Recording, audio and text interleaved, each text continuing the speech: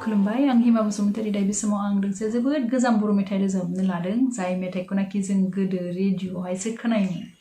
बेनिखायनो नोंथांमोना बे भिडिअखौ नायखांनायनि उनावहाय कमेन्ट खालामगोन जे बे मेथाइखौ सोर रेडिअ' आर्टिस्टआ एबा सोर आइजोआ रोजाबामोन दै रोजाबनो लादों